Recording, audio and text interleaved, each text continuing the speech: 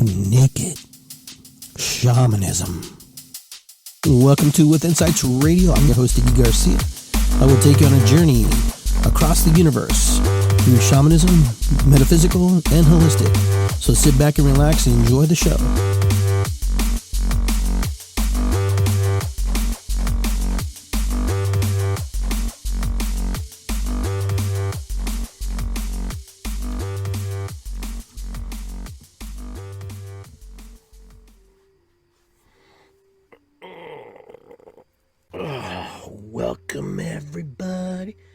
Welcome everybody to Iggy Garcia Live, episode 155. Today is cultural expectations. That's what we're going to be talking about. So in this episode, I'll be talking about cultural expectations in our world and in our personal lives and what that means, and if you relate to that. So today we're going to light a black candle. The black candle is spell breaking, separation, banishing evil, clearing the space, just moving that energy that's not good, and we're going to move it right through. So we're going to give thanks to our ancestors, like we always do.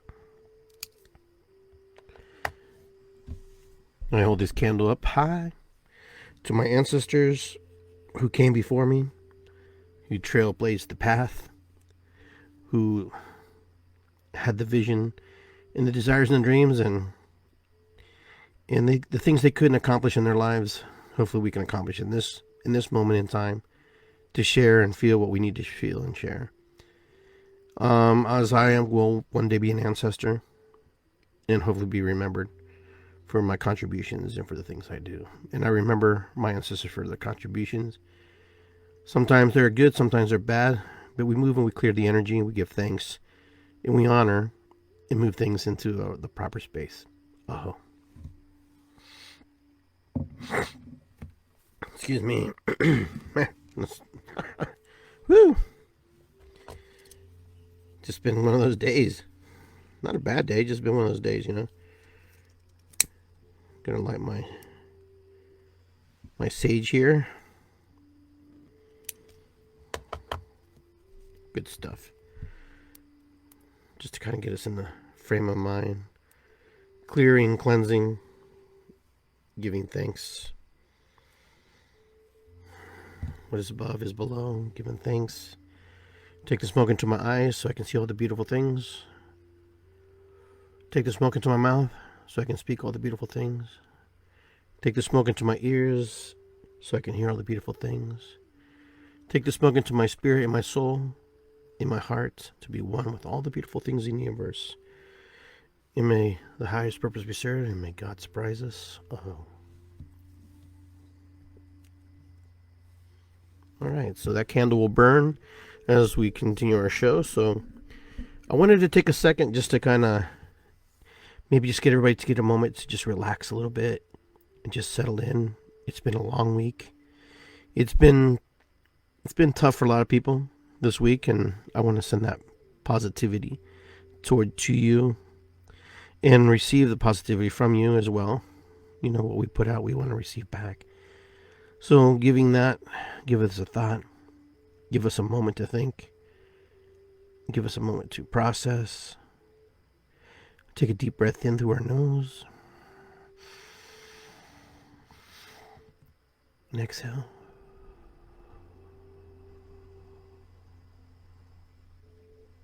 Inhale. Exhale.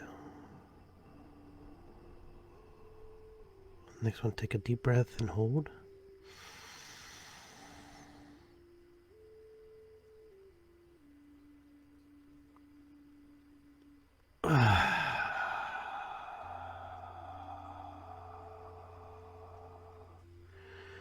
Releasing. Letting go. One of the hardest part is winding down. Sometimes when you come home from work, winding down and getting into that place where you need to be. And I know it's difficult for some of you. I know it's difficult for me sometimes, But regardless, we do the best we can. And we're in the best moments we can. And, our home is usually our place where we feel really good, we feel safe, where, we just we're able to be ourselves and do the things we need to do.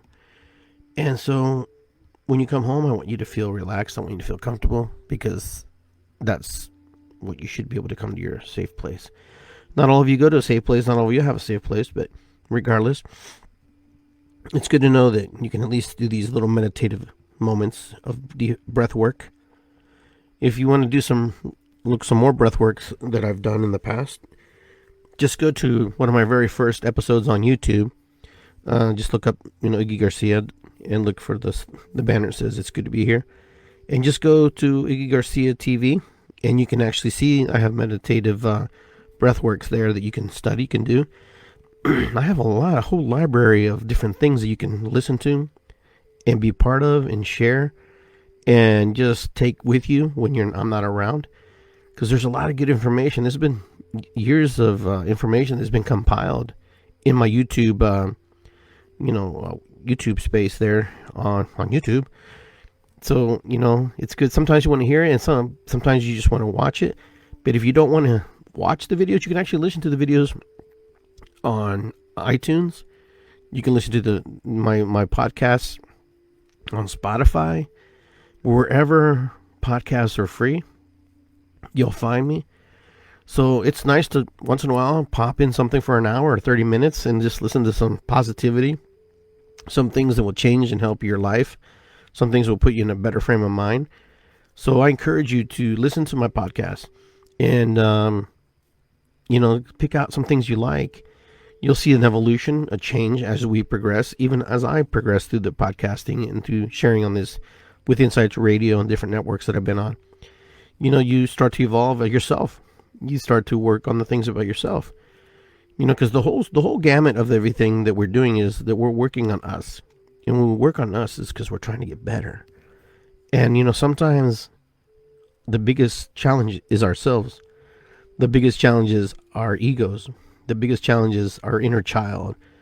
Being childish or childlike. And those are the things that we run into. And sometimes it's not easy. It's not easy being me. What they say? Not easy being me. Well, it's not easy being you either. But we try to do our best. And right now, we're trying to do our best in the frame of the construct of how this matrix of this world that has been developed for us. You got to understand, and I have to understand sometimes, that ancestral family members, ancestral teachers, ancestral leaders, ancestral monarchies all created the systems that we live from today. Everything how we live today is because somebody had an idea, somebody had a way to control, to manipulate, to harness, to create a system that would benefit, to help. You can look at it however you want, in any kind of direction you want to look at it, because it can be perceived as a good thing, can be perceived as a bad thing, but regardless, it happened. Somebody set the groundwork, someone set the foundation, and now we're in the crux of the moment in our time where a new foundation and the new realities are being built for us. And so, what is the cultural expectation? The expectations of what culture expects you to do. That's what cultural expectation is. Depending where you're from, depending from what nationality you're born into, depending what country you come from, depending on your family structure, they all have expectations of you just as for being human, and how they want you to, navigate the life and what you should be doing and how you should be doing it and how you should become, who you are today. The expectations of a family is to, have a child, rear the child, help the child progress and learn, help the kid become educated so they can go out into the world and defend themselves, and so they can carry their legacy. In many cultures, the name and the oldest male, these are expectations that were put on. These are things that constructs that were built. So you have to follow along here. The male usually carried the name forward of the family, and the female not necessarily wasn't that way, because she usually takes on the name of the spouse or the significant other. And so culturally, males were perceived dominant, males were perceived strong, Not that women aren't. It is just culturally that it is. And it's still kind of like that in the world. It's still like that a lot. Where the male figures are perceived more dominant than the female figures.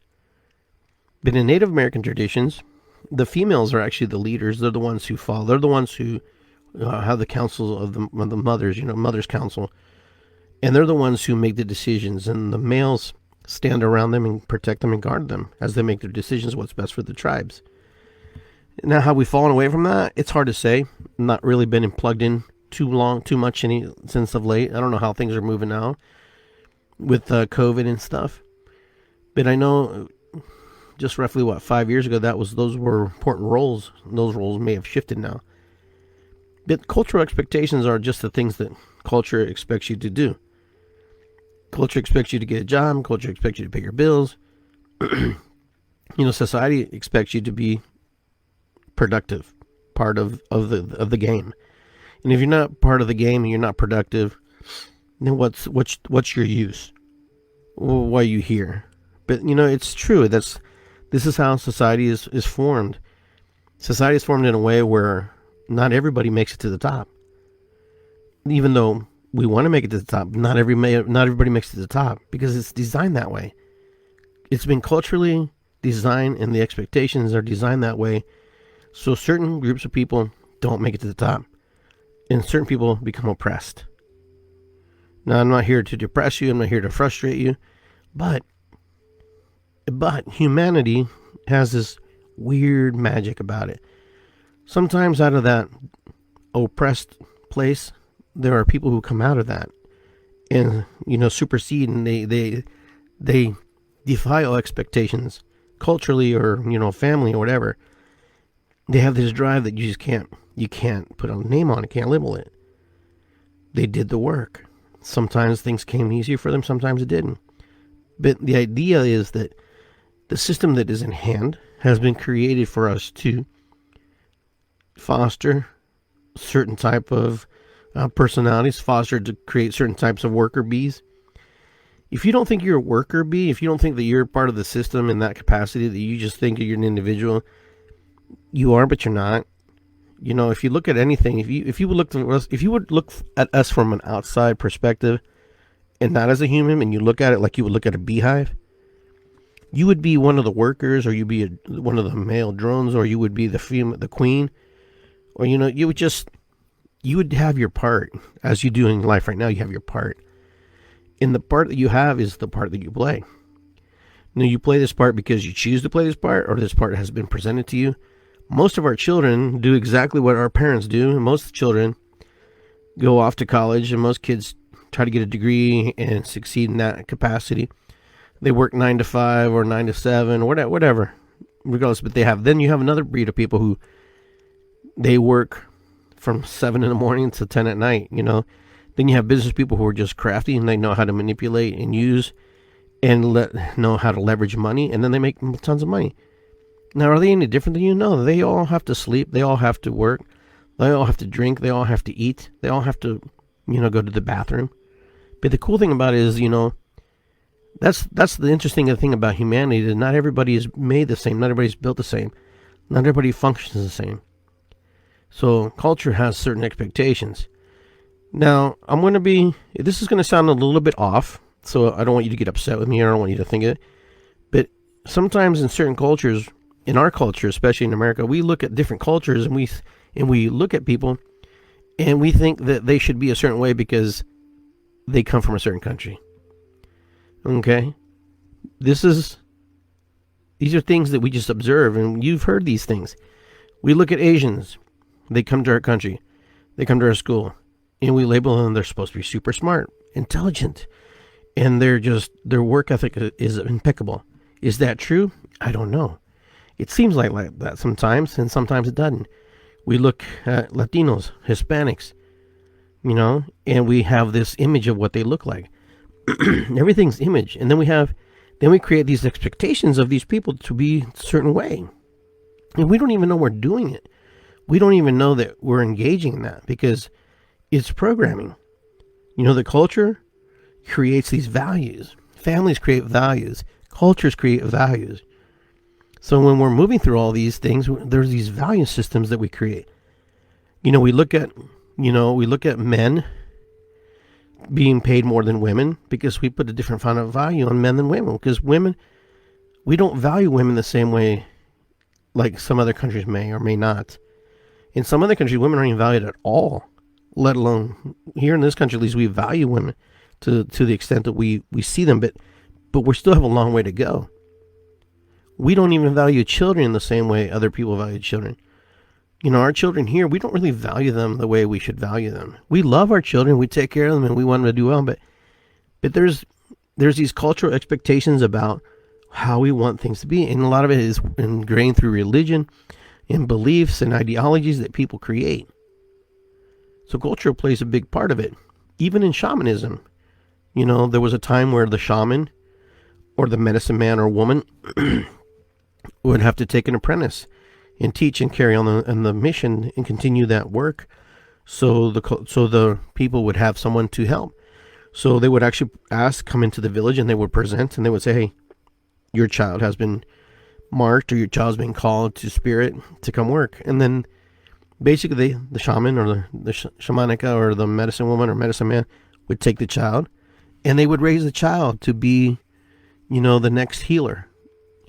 Okay, now we kind of do that a little bit to some degree. Everybody talks about how in Russia and certain countries you do what your parents do. In a lot of culture, in our culture, we have a lot of people do that. There's first generation, second generation doctors, first generation, second generation lawyers. There's also second generation, first generation people who are on welfare and who live off welfare because their families taught them that. And I'm not dissing or putting anybody down. It's a reality, my friends. It's a system that has been created. The culture has an expectation of what they want and what they need. And sometimes your child or my child may be put into that category. And unfortunately, it's just that way. Can we change it? I'm pretty sure we can change it. Will we change it? That's to be discovered, because we don't know if we're going to change it or not. We don't really know if we're willing to change it or not. We don't know if we're even capable of changing it or not.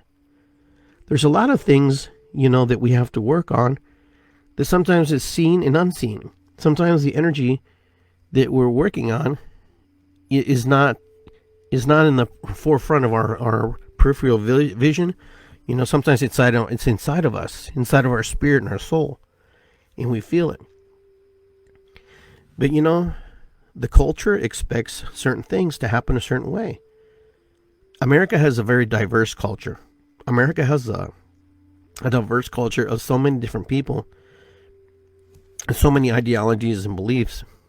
And like I said before, and this is a new concept that they're trying to roll out, it's called the salad concept. Everybody's piece of the salad, because not everybody's in the melting pot. See, because here's culture trying to change it again. Before we were the great melting pot of cultures and religions and beliefs. We all melded in. Oh, but that's not individual. That doesn't create individuality. I would rather be a salad bowl. I would rather be a tomato. I would rather be a piece of lettuce or a cucumber. I get that. But even if you're a lettuce, piece of tomato, or cucumber, you do meld into religion. Even if you're not part of the culture, you're affected by it. You're influenced by it. You influence that. Hispanic culture influences white culture. White culture influences Hispanic culture. Black culture influences black culture, vice versa, blah, blah, blah, and they all move in. And yet everybody lives in their own little spaces. Caucasians roughly live in a more northern area.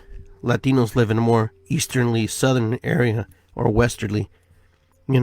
Blacks are pushed into a certain area. And this is fact. This isn't something that I'm making up. This is something that's been studied and been looked at. This is why when you look at bus routes, you have to look at bus routes, why they create bus routes. And when they create these new shopping centers, who are the people working there? How do they get people there? A lot of developments don't happen because they don't know. They have to bring in a bus route in order to bring workers into the area. Because most people who live in the area are well-to-do, have money, and they're not usually the ones in the stores working. But these are the cultural expectations. These are the things. Minorities get pushed into the inner cities or into different parts of regions of their communities, as other cultures and other ethnicities move into certain regions of their community. This is nothing new. This is nothing that has not been talked about. These are the seriousnesses of our conversations that we should have, but we don't talk about it because people are afraid to offend somebody. People are afraid to say something wrong that might be misconstrued and misunderstood. But this is how we learn. When we talk, we learn. We don't come into conversations sometimes knowing everything. We come into conversations and we're enlightened. We learn about things that we didn't know about before.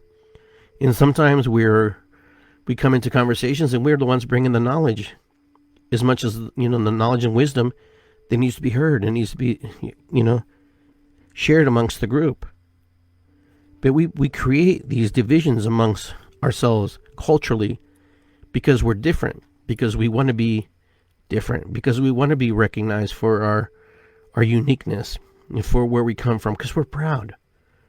We're proud to be, African. We're proud to be Peruvian. We're proud to be Mexican. We're proud to be Canadian. We're proud to be Irish, or wherever you come from, or Italian, etc., etc., etc. But yet, even though we come from all these places, if you were to go to these countries, they do the same thing. You go to Peru, they segregate, they separate, they push aside. Indigenous people move into the cities, but they get pushed out into out into the more poor areas. Rich people lived in the other areas, or well-to-do middle class people. So the pattern repeats itself, even in the cultures that you come from, even the cultures that you want to sustain and can keep alive. That still plays out in those countries. You go to any country you visit, they'll always try to show you the pretty side of things. And they try to avoid showing you the ugliness and the dark stuff. But it's there. Just like here in Columbus. I can take you to Columbus and I can drive, 10 miles or 5 miles this way, or even go a mile that way. And I can show you some amazing houses. Then I can go this way, this direction, and I can show you a neighborhood that's just riddled with poorness and boarded up, windows and doors. And you're like, man, this is in my city? Sure it is. Because of cultural expectations. Now here's the thing, there's a tipping scale. Because when everybody wants to come out of that poverty-stricken mentality, who do you leave to do the things you do? Now when you watch now that COVID has come, COVID has created a new way of thinking too. People who used to really depend on certain jobs no longer want to return to those jobs. They don't feel like they're better. They feel like they deserve more. You see Burger Kings, you see restaurants, especially restaurants, close down because they're not able to sustain the workforce they used to have. And now we're also encouraging people to Uber Eats, Doordong, and Doording. I don't want to spawn. I don't want to give them a plug, even though I gave one already. And they have learned to get 30% from the owners. And the owners don't make any money, and it's just it's like this new paradigm shift at how you're doing business. This new cultural expectation. Now you don't go in and eat anymore. You just call it in, and they'll bring it to you. But there are people making millions and millions of dollars on this pandemic, and do they have the right to make it? Sure, as long as people support it and they feel like it's ethical. And this is what's going on. This is what's happening right now. That people are learning to live life differently. There's no such thing as normal life because, who are you comparing it to? Where's the scale? Where's the sliding scale? Who are you comparing normal to? What is normal? Is normal compared to Afghanistan?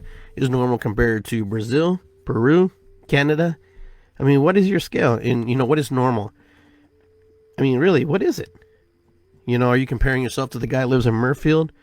Are you comparing yourself to the guy that lives in Clintonville? Now, all good people probably, right? But they just have a different expectation, a different cultural expectation. Rich people want their kids to be rich. That's their cultural expectation. They teach their kids to be rich. They teach their kids how to manipulate that system, how to use that system to their benefit. as well as people who are in lower income. They also teach their kids to have expectations and move out, but there are also people in that lower income bracket that teach their kids how to use the systems to benefit and to use. Don't kid yourself, my friends. This is reality. This is truth. I have friends. I've learned. I hear. I listen. I saw my parents, when they struggled and stuff, and how they had to manipulate the system to the best of their ability in order to get what they want so they could feed their kids, because they didn't have the opportunities. But then there comes a moment in time where you're able to move into an area where you can actually do something about it, where you can actually make a better life for yourself. And you're able to do what you need to do. But it's not always easy. But see, when we start to work on ourselves and we start to see the veil open up and remove, and this is what's happening right now during the pandemic. There's a cultural expectation that people feel that people have to do a certain thing. There's a cultural expectation right now, and this is not all across the board, because cultural expectation is, depending what culture you fall into and what beliefs you fall into, there are certain things that you want to happen. And this is what we're trying to navigate right now. We're trying to navigate the cultural expectations of what it means to be a human being in a pandemic sort of life, my pandemic life, and what that means. There are people who have expectations that you should wear a mask. There are people who have cultural expectations that you should be vaccinated. And on the other foot, you have other culture expectations that I want my freedoms. I want to be not told what to do. This is America. Get out of my face. And I'm not here to tell you which one's right or wrong, because I don't know which one's right or wrong. Excuse me. But you're going to look at me and go, oh, but Iggy, you're in a position to help a lot of people. Even though I'm in the position to help a lot of people to make decisions, it's not fair to me to give my opinion about what is best for your health, what is best for your body, because I'm not your doctor. I'm not qualified to give you that answer. And even if there's people telling you that, listen, there are doctors who agree with doctors. There are doctors who disagree with doctors, with all the information that's being moved around right now. Who's right, who's wrong? It depends what cultural expectation you want to fall in. What expectations you have for what you want your life to look like, what you want your world to be like, how you want to see the people around you. This is a cultural, revision, a cultural revamp of how we want to see the world. Now, some things are going to be challenged. Some things are going to be pushed to the extreme. But this is what happens when you have this. In our lifetime, we're not experienced it, but there are people who have been alive who have experienced these kind of things close to it. And they did certain things to avoid it. Similar things that we're doing now. But to understand the cultural expectations of another culture, you have to be able to step back and observe why they feel the way they do. Because if you don't step back and watch what they're doing, what happens is other people dominate the landscape. And when you dominate the landscape, what happens is, when you dominate it, it's the way you want it to be. And so it isolates the other people's ideas, beliefs, and feelings and emotions of how they want it. And then basically what they do, they're forced to play the game that they didn't want to play. On both sides. On both sides. Now, what will happen here in the next 30 to 60 to 90 days? I don't know. We'll find out. We'll find out together as we progress, as we move through life, as we're moving into the places we need to be, in learning the things we have to learn. But regardless, we're going to go into a place that's going to be uncomfortable for a while. It's going to be energies that we're not used to. There are going to be people who speak up who've never spoke up. There are going to be people who spoke up who are just going to be quiet. The whole thing's just shifting. Totally shift. But what humanity totally forgets and totally disregards is why we're in the situation we're in.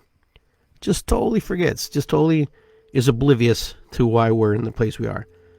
We're oblivious because we take everything for granted. We take everything, without consideration. We take everything without knowing that we actually cause the problems that we have. You know, when man fumbles around and experiments and does things, you know, that they do, and they manipulate Mother Earth, they manipulate the Gaia, they manipulate the children of the Gaia. You know, who's to say Mother Earth isn't inoculating herself to get rid of us? Because that's what happens. This Mother Earth is alive, my friends. She has her cultural expectation too of what her planet should be like, what her body should be like, what she feel like. And when you're not in congruence with her, she's not in congruence with you. And then she'll find a way to eradicate you and eliminate you. And you know what? And she's done that. Because we don't know how the earth functions. We don't know how the universe functions. We have a limited scope and ideas of how things work. Who's to say that Mother Earth can't call in a comet or a meteor or an asteroid and have it crash into her? Oh, no, that's impossible. How can that happen? I don't know, you know. But listen, you don't know nothing. Oh, that's a conspiracy. It's not a conspiracy theory. You can't prove to me differently that wouldn't be a possibility. You don't know how the universe communicates with one another, because you're in the construct of cultural expectations in the small gamut of what you're in. Listen, when you're in the small gamut of expectations, how can you have higher expectations if you're not even allowing other people to have expectations of what that's good for their life? I believe the earth is a living, sentient being like you and me. And she has rights. And she needs to be taken care of and protected. From us, we're capable to do the right thing. Why don't we create a cultural expectation where the earth is important? As much as important as putting gas in your car. You know, as much expectation when, you know, then when we harness her energies, that we give back something back. You know, when I was growing up in the 70s, there was a big push to not litter. You know, there was Hoot the Owl and Smokey the Bear and all these things. And you know what? That put the fear of God in us a little bit. Did not throw paper out the car window. And when our parents would do it, we're like, oh, Dad, you can't throw the paper out the window. And, you know, and you watch your kids, they kind of do that right now too. You know, there are kids who are like, you know, saying whatever they say or talk to whoever you do. But in this new generation of kids see the world much differently than we do. And every generation will always see the world much differently because they have to adapt and create new cultural expectations for their world, because the parameters in the world that we created for them, it doesn't work for them. It doesn't work for them. It doesn't work for, listen, it doesn't work for us to some extreme, but yet we make it through. There are some things we could change and we don't change it because we're so accustomed to using it the exact same way all the time. And it's always going to be that way. It's his religious beliefs, these political beliefs and stuff, how it should be right now. You know, it's a very ego-driven society. You know, the egos play a big part of why the world is the way it is. Can we have peace?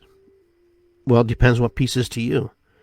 Depends what peace requires to you. What is that expectation? Is it a cultural expectation of peace? Or is it just a general peace? Because peace can mean so many different things to people. Peace might mean that I might have to like you, and I don't really want to like you. Peace might mean that that you like me and I like you, and that's great. But human beings put so much constructs and so much energy into creating dysfunction, conjunction function. What's your function, right? And sometimes they get in their own way. And sometimes humans, you know, we're our worst enemies. Get some water here real quick. My throat's getting a little dry. Ooh, that's good. But regardless, humanity right now, I don't want to say it's at a tipping point, but humanity is at a place where they have to make some decisions that are beneficial for not just the individual, but for everybody. Everybody has to work together. You know, it's not about just me anymore. It's not, you know, there used to be the big push Well, it's me. I got to take care of me. If I can't take care of me, yeah, you still have to take care of you. But in the process, you also are creating expectations of yourself, which creates expectations in the world, and that world creates expectations for you. Now, you can't just do whatever you want. You can't walk around and just be who you want to be sometimes. You may feel like you are. You may feel like you're free. But the culture has their expectations, right? You have to pay for a ticket to go here. You have to pay for gas to go there. The culture has created an expectation.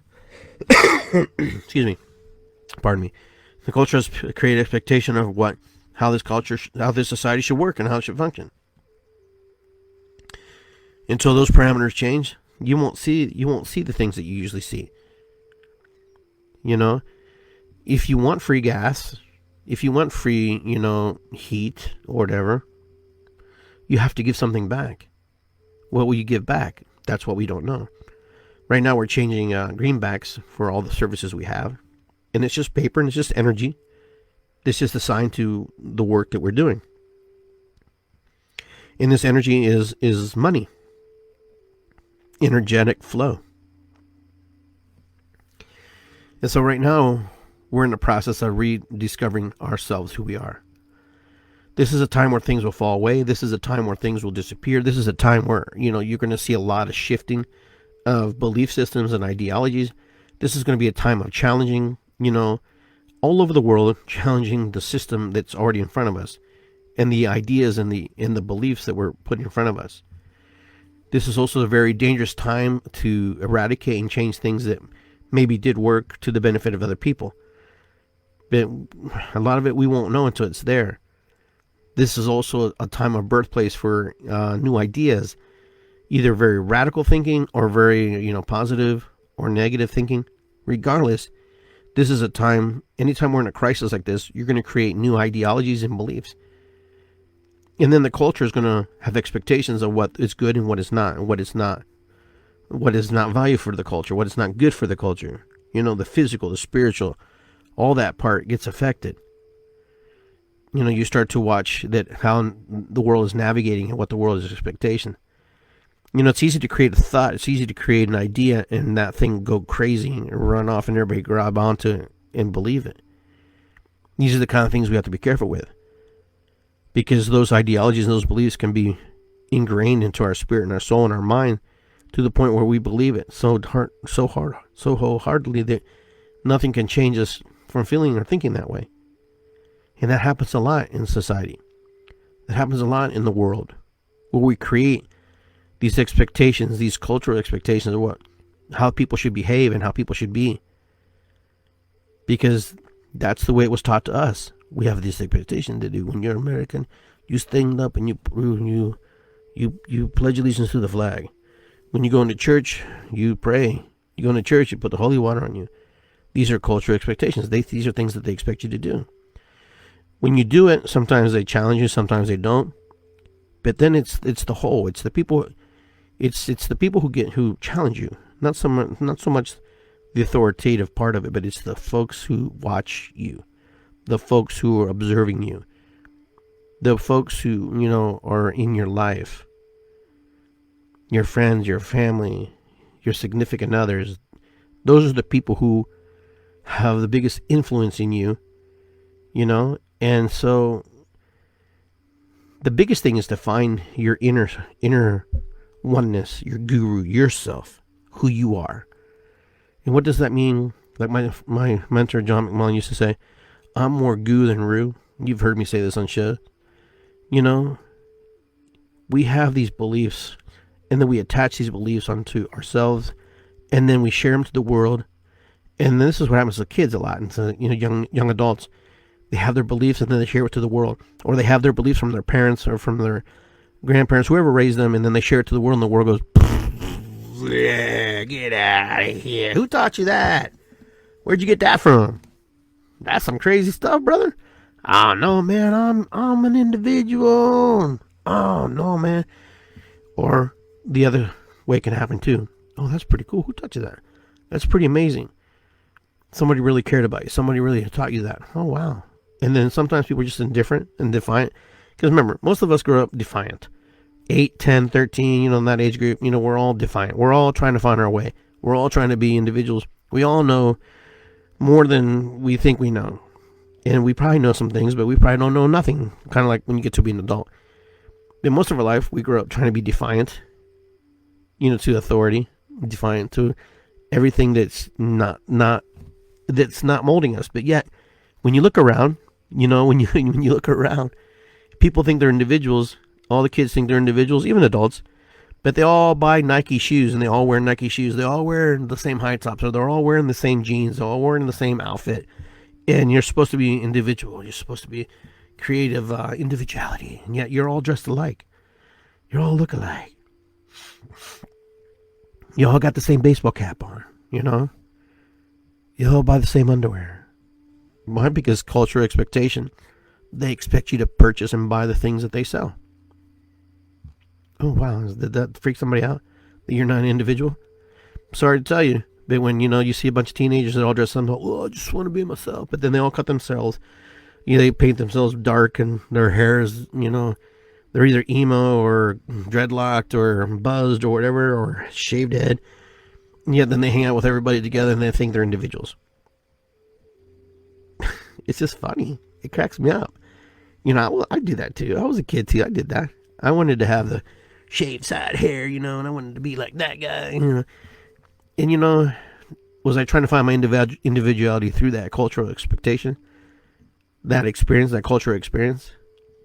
Is that something that I wanted to be engaged with? Sure.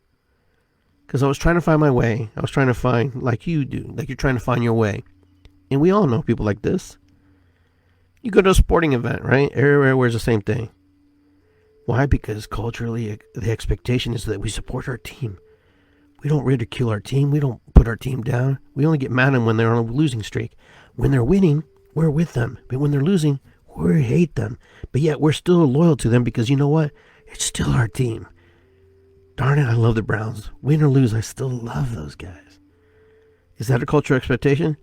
It's a cultural expectation in indoctrination, yes. Because you become part of something that's bigger than you.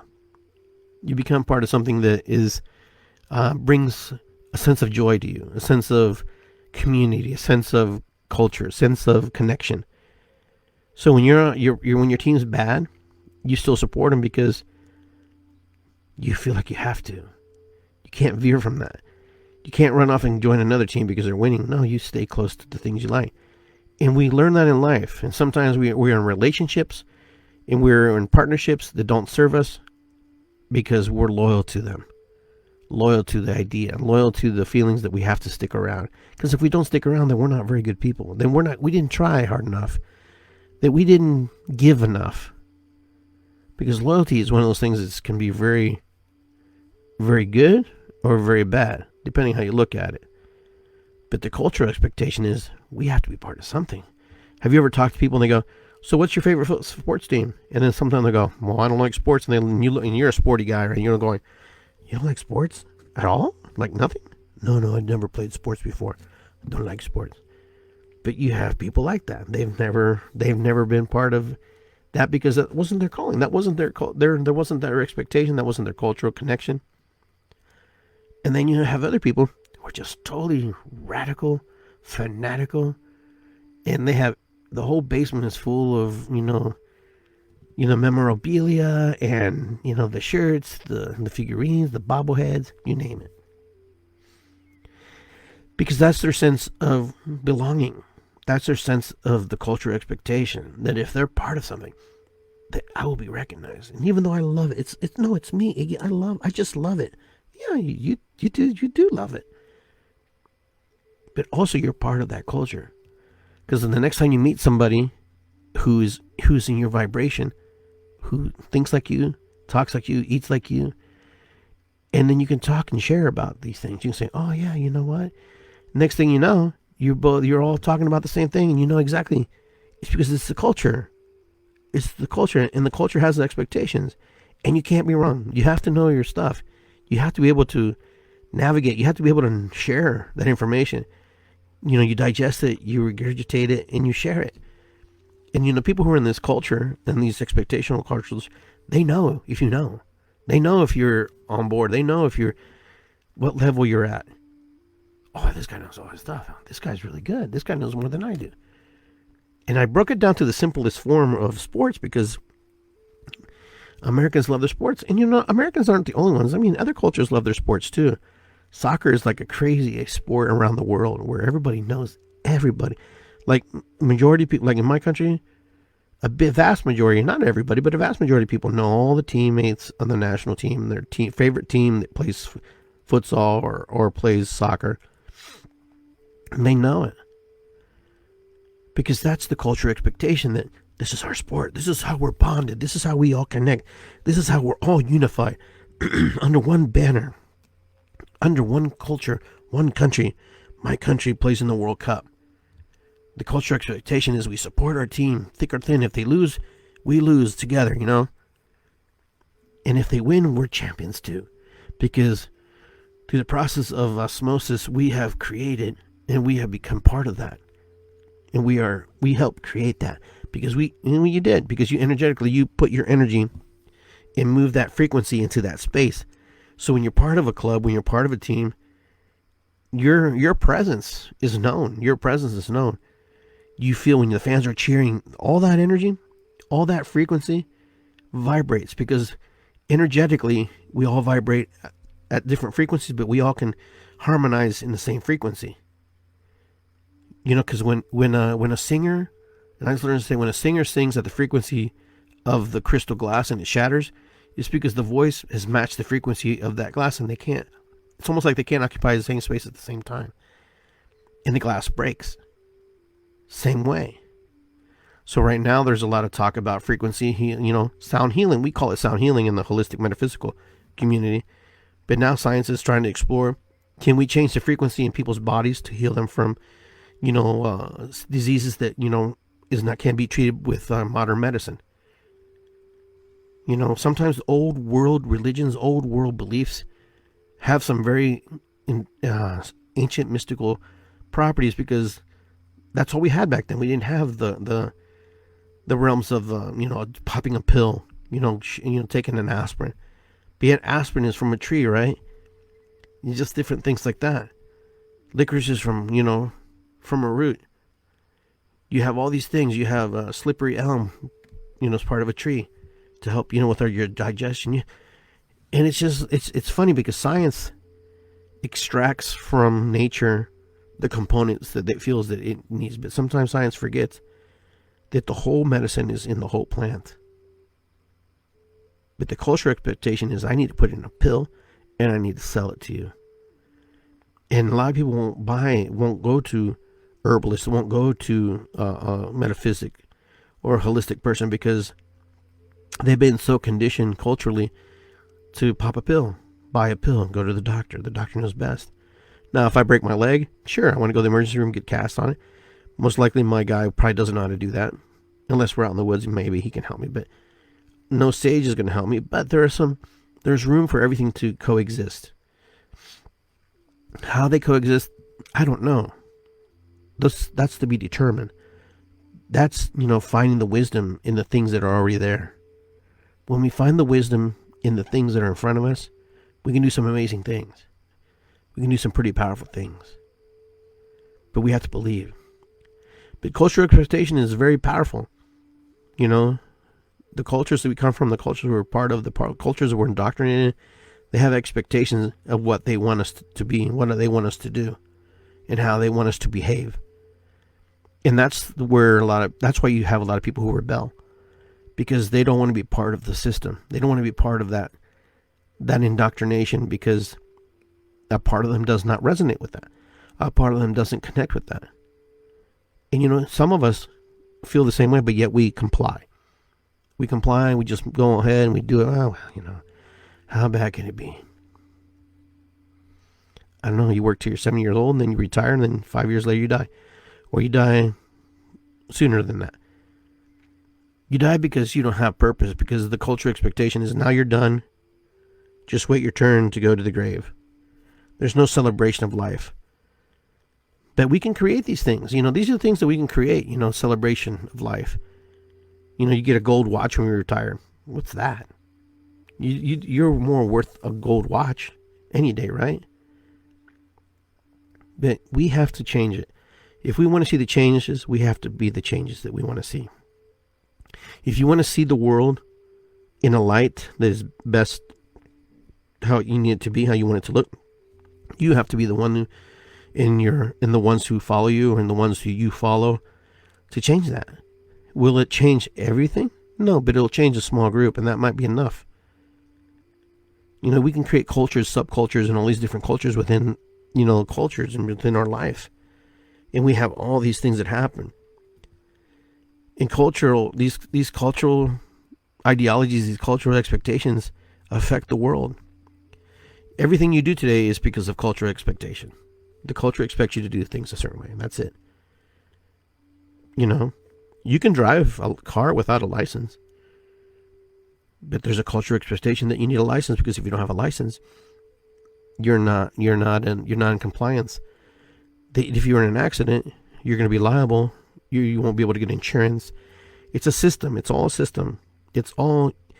We're free and not free. You know what I'm saying? We're free but not free at the same time. We have this illusion of freedom. We think that we're able to just do whatever we want. We can. Listen, walking down the street and being able to drive to the next state over, that's not the same as freedom. Freedom, that's a freedom, but that's not the freedom. That is being able to do and be part of. But even when you go, you have to drive on the road. But the road is there, right? Because we paid for it. Sometimes we have to go 65.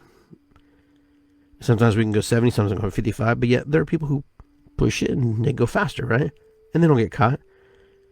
But the cultural expectation is that we have to drive 70, because if we drive 70, you'll save on fuel, less accident. There's these standards. These are things we do. But that's how it is. Cultural expectation. Send our kids to school. Have strangers raise them. Have strangers teach them. Are they strangers? Sure they are. You don't know anything about your teacher. You only know what the teacher tells you, or what the resume says. You don't know hidden agendas. You don't know if they're teaching you things. You don't know this. I can tell you stories about teachers, but that's for another show. When it's convenient, they're teachers, and when it's not convenient, they're pushing their agendas forward onto our kids, because they have the ability and they have the choice to do. They don't have the choice. They are given the opportunity to share their experiences with our kids. Why do you think kids, when they come out of school, have these ideas, and why they have? Because someone has influenced them. Someone has shown them a different light. Someone has shown them a different way of living. Someone has shown them a different way to express. And then the culture will decide if this person is either a racist, or this person is gay, or this person is a radical, this guy's, this or that. Because that's what cultures do. They label you. You get labeled. You get pigeonholed. But then social society also raises you up as well. Oh, this guy's a good person. This chick's a good person. This person's good. Oh, this blah blah blah. The cultural expectation is very pronounced, but we don't see it because we're living it. We're living in it. We are engaging in it. So you don't have time to, to separate it, because you're just going through the motion. You're going through the thing. Now, is your child better homeschooled? Possibly, yes. I'm not going to say no. Will your child is able to function outside and be able to navigate, society, and know how to be with other people because they've been homeschooled? There's so many things that they throw at people because they want to raise their kid. Listen, regardless of if you go to school or not go to school, or you're homeschooled, you're going to engage with people outside of your community regardless. And that's how it's going to be. And most of the time, you dictate how many people you really want to talk to, or if you want to talk to anybody, or you want to be part of something. But regardless, our cultures around the world, they have expectations of what their citizens or their people should do. The cultural expectation of religion, beliefs, and, just, it's all there. It's because those things have been laid before us. Can we change them? I mentioned that earlier in the show. Yes and no. Some things serve us, some things are beneficial, some things are just really good, some things work, and some things, they just work, and people just keep doing them because we've always been doing them. Why do Americans drive on the right side of the road instead of the left side of the road? Is it because we want to be defiant? Is that a word we talked about earlier? We want to be different. We want to be this way because that way is not this. It's just how it is. It's like cities. Some cities were built in circles and then they squared them off. There's a whole show about Circleville, Ohio, and how the roads were circular, and then eventually they cut the buildings and they made everything squared up over time. That's a cultural expectation. The culture didn't want circles; they wanted squares. But it's expectation. The Native Americans, their cultural expectation is that no man, no or woman owned the earth. That concept was not in their realm of belief. Because the land was the land. And then when natives saw that the white man was able to parcel off lands and sell it and make money off of it, it was kind of a shocker. It was like, whoa, how's that possible? Cultural expectation. The culture expects. The culture creates. The culture dominates. So that's why sometimes a lot of people from different cultures get manipulated, or they're able to be coerced or pushed into certain situations. Right now, we were trying to impose cultural expectations on the Middle East. And it didn't fare well, obviously, as we can see. Why didn't it fare well? Because we're battling other people's cultural expectations of how they see their world, not our world. You can't give somebody a world that they don't have no clue or even want. For us to go, and I'm talking about America, for us to go and to create cultural expectations in another place that's had cultural expectations that's much older than yours, it's going to be very difficult. Now, they get a taste of it, then there will be a group of people who will move and navigate towards that. And maybe over time, they create new cultural expectations for their people. Until then, you're not going to see that. That's why you don't see even when old empires conquered people, they trying to create cultural expectations, how they wanted the people to live. And did it work out? No, it never did. It did for a while, it did for a period of time. But people never forgot because they would hide in secrecy and still share their expectations of their culture. They still shared their religion. They still shared their beliefs. Even if it was in secrecy in the dark, it was still shared. And that's why they carried on and they're still here. They weren't stamped out, but there were some that were stamped out because they wouldn't conform. They weren't willing to, bow down to the new cultural expectation that was expected of them.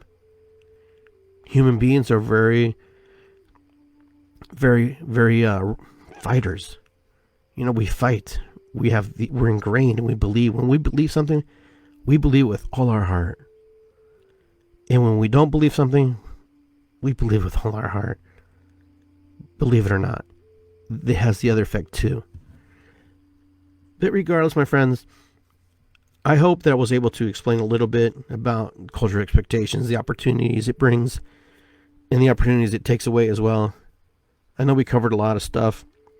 I try to talk about things here that, it will expand our minds, be able to talk outside of the parameters of this show, to share. And this is why I call my show Iggy Garcia Live, the Naked Shaman, because, that's how we change cultural expectations.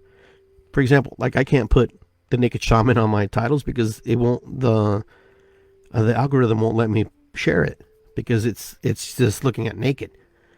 And so I have a hard time promoting it that way. That's why I promote it within the show and talk about it.